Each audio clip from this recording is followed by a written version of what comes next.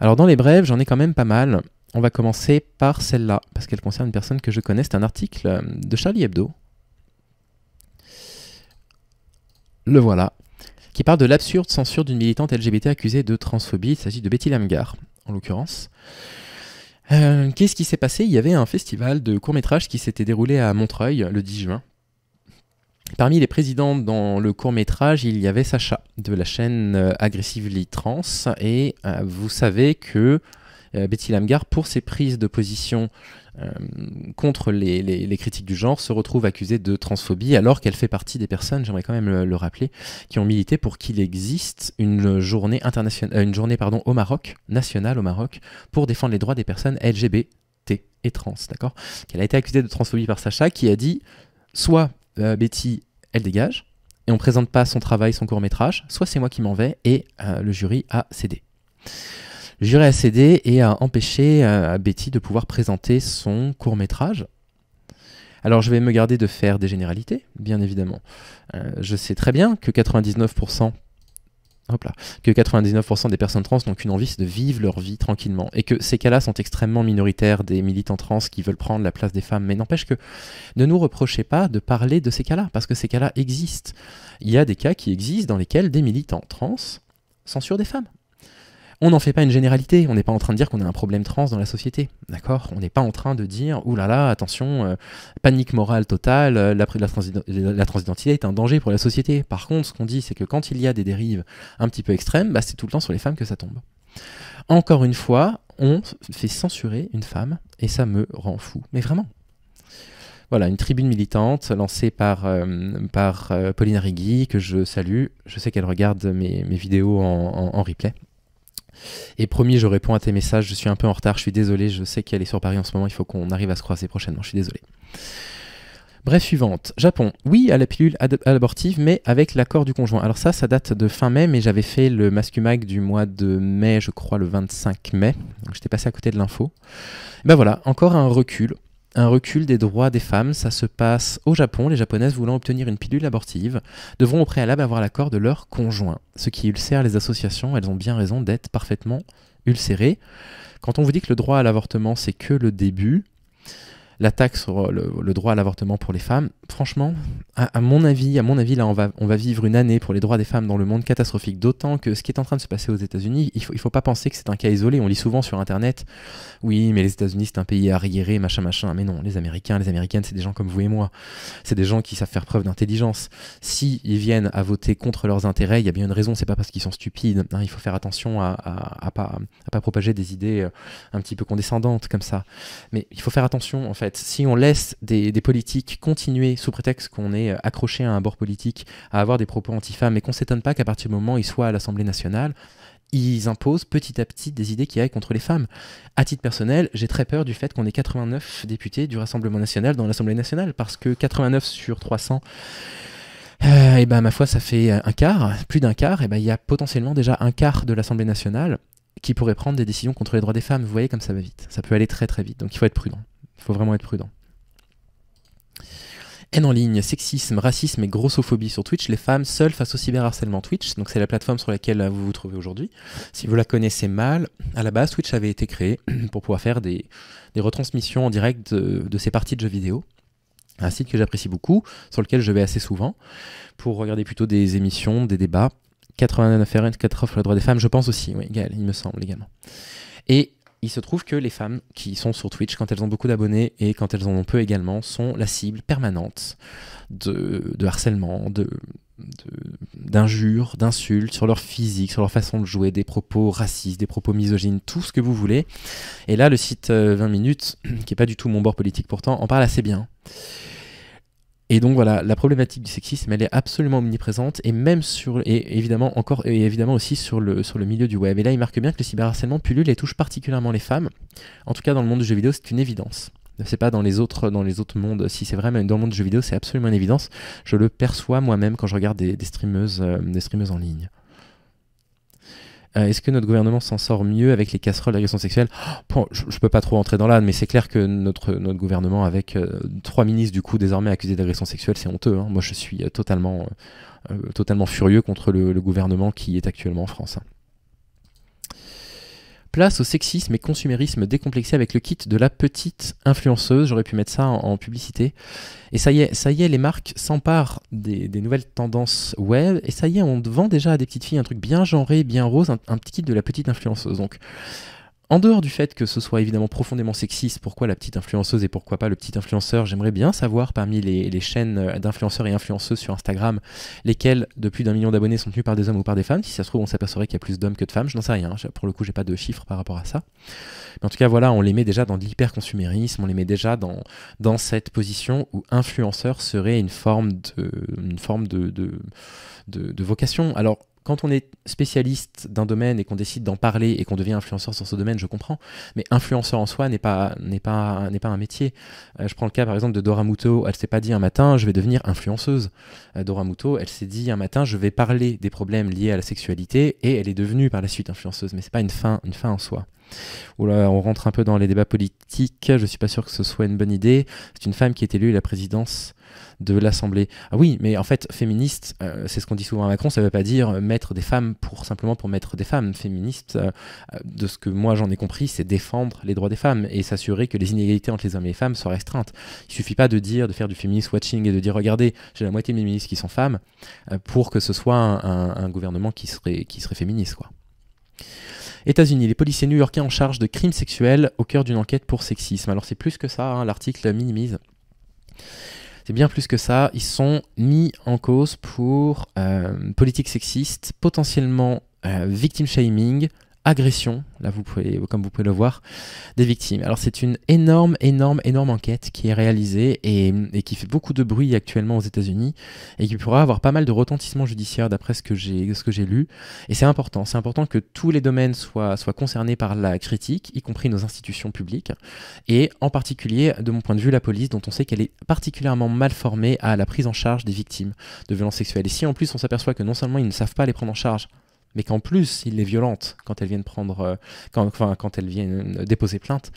Bon voilà, là on est en plein cauchemar de toute façon en ce moment.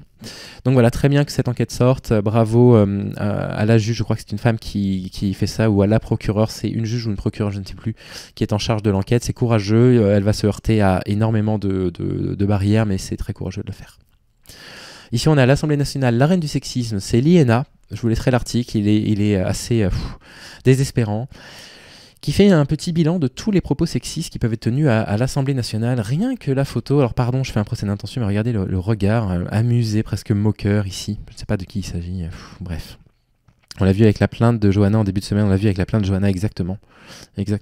Ouais, Johanna qui a subi une agression lesbophobe pendant une marche pour les droits, pendant la Pride, qui a voulu porter plainte, ça s'est très mal passé, encore une fois. Bref. Donc voilà, un petit best-of de tout ce qui se fait de pire à l'Assemblée nationale, ce sont les gens qu'on élit. Il faut savoir que tenir des propos misogynes, c'est un délit en France. C'est interdit par la loi. Et malgré tout, c'est Laurent Fabius, merci. Et malgré tout, on continue à tolérer ça de la part de nos politiques. Je m'étais fait la réflexion récemment, je m'en mets face cam là. Très souvent, quand une personne se rend coupable d'agression sexuelle et que c'est une personnalité publique, on va dire un chanteur ou un acteur par exemple, c'est les exemples que j'ai en tête, les gens vont dire oui, non mais d'accord, mais c'est quand même un bon chanteur, un bon acteur, etc. Mais en fait, c'est les seules professions avec lesquelles on met en balance la gravité des actes pour lesquels on les accuse. On ne dit pas ça d'un jardinier. On ne dit pas d'un jardinier accusé d'agression sexuelle, oui mais c'est un bon jardinier. On ne dit pas d'un boulanger accusé d'agression sexuelle, oui mais c'est un bon boulanger. Mais il y a des professions qui échappent à la critique, qui échappent complètement à cette critique-là. Donc vous avez les artistes, évidemment, vous avez les hommes politiques, les femmes politiques aussi, quand elles se rendent coupables elles-mêmes de propos sexistes, et je ne comprends pas. Je ne comprends pas au nom de quoi, en réalité, on devrait décorréler la personne qui se rend coupable d'une agression sexiste, verbale ou physique. Oui, Blanche Gardin, exactement. D'ailleurs, on parle de Louis C.K. dans l'épisode aujourd'hui, là, je suis pas fier de ce que je vais vous montrer. Et j'aimerais bien comprendre, en fait, pourquoi là, ils échappent à la critique. C'est un délit. S'ils sont reconnus coupables de ce délit-là, ils ont un casier judiciaire, il ne devrait pas pouvoir présider l'Assemblée nationale. On ne va nulle part si on n'arrive pas à changer ça. Pour son premier jour à l'Assemblée nationale, Marie-Charlotte Garin a porté la robe qui avait valu des insultes sexistes à Céline Duflot. Eh ben bravo. Bravo, je trouve que c'est un acte très courageux. Vraiment, je ne sais même pas de quel bord politique elle est, mais en fait, peu importe. Bah voilà, en plus, NUP, ça c'est mon bord politique, je suis plutôt content. ELV, mais ça aurait été pareil si elle avait été de droite, j'aurais tenu exactement le même propos. Bravo, vraiment, c'est courageux. On va à l'Assemblée nationale et on fait un pied de nez à tous ces vieux sexistes réacs. Et je trouve que c'est plutôt courageux. Une autre brève. Dans le monde très masculin de la marine marchande, les cas de harcèlement et de violence sexuelle émergent lentement. On le sait, plus les milieux sont gangrénés par la virilité, le masculinisme, j'ai parlé un tout petit peu de la virilité dans une vidéo ce matin sur Frédéric Delavier, plus la parole est difficile à entendre pour les hommes, plus c'est difficile pour les femmes de parler. Il faut absolument accueillir la parole des femmes avec une totale neutralité, sans juger ce qu'elle est en train de nous dire, et juste accueillir leur parole. Parce que la parole, elle est libre depuis longtemps. C'est nous, les hommes, qui ne souhaitons pas écouter. Donc voilà, un article qui raconte un petit peu, donc j'ai réussi à le lire, puisque une militante, Radfem, l'a copié-collé sur son mur. Bon voilà, ça fait un peu peur, ça rappelle exactement ce que vivent les femmes dans le milieu ultra sexiste de la cuisine, etc. Ou comme François Ruffin qui porte un maillot de foot pour provoquer les vieux. Oui, bon après là on n'est pas sur du sexisme, on est plutôt sur réveiller un peu la vieille France. Du coup j'aurais du mal à réagir là-dessus, c'est pas tout à fait ma connaissance. L'univers sexiste, homophobe et autoritaire de Stanislas, le meilleur lycée de France. Là, je ne suis pas étonné. Document obtenu par Mediapart, encore eux, qui montre que ce qui est proposé par ce prestigieux établissement catholique, une quinzaine d'anciens élèves racontent des humiliations, des souffrances vécues, et du sexisme, et de l'homophobie, etc. Lycée Stanislas. Comme d'habitude, on a l'impression que ces établissements ne réagissent qu'à partir du moment où leur nom est sorti. Tant que leur nom ne sort pas, ils restent dans un statu quo parce que c'est beaucoup plus facile quand on est un homme de défendre les hommes ou de fermer les yeux. Et là, ils vont pas avoir le choix. Ils vont pas avoir le choix et j'espère que leur enquête aura une répercussion. Épinay-sur-Seine, un enseignant soupçonné de harcèlement sexuel plaide un humour graveleux. Intéressant, j'ai gardé... Alors évidemment, je garde pas toutes les brèves qui parlent de sexisme. La vidéo, elle durerait 4 heures. Je garde celle qui m'intéresse parce que je peux en dire quelques mots. Bon, en fait, on peut tout à fait faire de l'humour sur des sujets difficiles. C'est tout à fait possible. À la condition que dans cet humour-là, la victime de la blague, ce soit l'agresseur. Que ce soit lui qui soit ridiculisé, qui soit réduit en charpie dans la blague. Mais si on essaye de, sous couvert de l'humour, de reproduire des réalités sexistes en humiliant encore plus quelqu'un qui est déjà victime d'une oppression, non, ça n'est pas une blague. C'est une agression sexiste. Et donc, ça n'est pas de l'humour très lourd, c'est du harcèlement sexuel quand il y a des réflexions graveleuses qui sont faites par un professeur de collège, s'il vous plaît, d'accord, devant 9 plaignantes, des mineurs. C'est non. C'est non, non, non et non. Donc ça, c'est pas de l'humour, en fait. Choisissez le sujet de vos blagues. C'est quand même évident. C'est quand même absolument évident. Une nageuse pro se noie dans une piscine. Alors j'aurais pu le mettre en bonne nouvelle parce que ça s'est très bien fini. Mais grosso modo, qu'est-ce qui s'est passé? Cette nageuse, malheureusement, a fait un malaise. Elle a commencé à se noyer. Et il y avait tous les maîtres nageurs sur le bord de la piscine, vous regarderez la vidéo, qui n'ont pas bougé d'un poil. Et c'est son entraîneuse, et extrêmement courageuse, qui a plongé pour aller lui sauver la vie. Et les hommes n'ont pas réagi sur le bord de la piscine. C'est incompréhensible. Absolument incompréhensible ce qui s'est passé.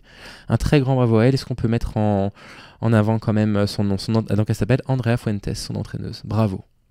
Un grand bravo. Elle s'appelait Alvarez, la nageuse qui a commencé à se noyer. Il est probable qu'elle ait eu un accident vasculaire avec la mâchoire serrée, les muscles se sont contractés, puis elle a coulé. La pauvre, heureusement, elle va bien aujourd'hui. Un grand bravo. Qu'est-ce que j'ai là? En découvrant leur bébé par mère porteuse, ce couple décide de l'abandonner. Ça n'est pas une plaisanterie. Qu'est-ce qui s'est passé? Ils se sont aperçus qu'en réalité, ça n'était pas le sperme du mari qui avait été utilisé pour inséminer la femme, donc que leur enfant n'avait pas la même origine ethnique, et donc ils ont choisi de rendre l'enfant, tout simplement, de ne pas l'adopter. Vous savez ce que je pense de la GPA, et évidemment cet exemple-là est un exemple relativement rare, et je ne vais pas faire une généralité sur la nocivité de la GPA à cause d'un exemple outrancier comme ça. La GPA est mauvaise moralement en elle-même, il n'y a pas besoin d'exemple outrancier pour le dire. Donc je ne vais pas faire d'homme de paille. Mais bon, voilà, ce genre de problématique est pour moi la démonstration même que les personnes qui ont accès à la GPA, en fait, ils ne veulent pas d'enfants, ils veulent leur patrimoine génétique. Je pense que c'est une démarche très égocentrique. Kuzmanovic, une des rares politiques à parler des femmes en tant que classe politique. Eh bien, je ne sais pas de qui il s'agit. Blind, merci pour la recommandation, je me la noterai dans un coin. Je l'avais simplement évoqué, le film Riposte féministe sort en salle. Ça parle des colleuses, je crois que c'est ça, alors attendez. Voilà, ça parle des colleuses, mais ça n'indique à aucun moment le fait que les collages aient été réalisés par Marguerite Stern, sous prétexte que Marguerite Stern serait une personnalité politique problématique à cause de ses prises de position sur l'identité de genre. Donc c'est très beau de faire des happenings comme ça, de la part des réalisateurs, là, Marie Pérenès et Simon Depardon. Mais là, vous avez sincèrement... Alors soit vous ne savez pas que les collages ont été inventés par Marguerite Stern, et dans ce cas-là, vous n'êtes probablement pas compétent pour faire un film sur les collages, soit vous le saviez, et dans ce cas-là, c'est de la lâcheté politique. Voilà. Vous devriez avoir honte quand même.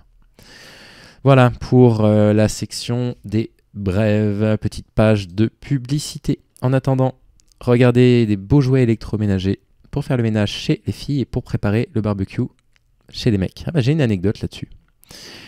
Vous allez peut-être m'aider à retrouver qui avait écrit ce post incroyable qui avait beaucoup tourné. Il était formidable. Quelqu'un qui parlait, je suis à peu près sûr que c'était une femme. Donc je crois que c'est une femme qui parlait justement du barbecue en général, en disant les femmes, elles vont devoir s'occuper d'aller faire toutes les courses, de gérer les enfants, de préparer les salades, de faire en sorte que la table soit mise, que les convives aient bien été invités. Voilà, mettre la table, faire la vaisselle, etc., etc. Et les mecs, ils vont allumer un barbecue et ils vont dire hey, hey, vous avez vu, je suis un peu le roi du barbecue, alors qu'ils n'ont quasiment rien fait. Inégalité de charge mentale très forte. Le post était remarquable et expliquait parfaitement ce qu'était justement la charge mentale par rapport à ça. J'avais trouvé ça brillant. Et voilà, vraiment un exemple de ce que peut être la charge mentale à montrer pour ces hommes qui pensent faire leur part en faisant finalement 15% des tâches ménagères, quoi. Et ben on va passer aux mascus ont du talent, je crois. Alors, par quoi ça commence cette session ? Eh ben ça commence bien par ça.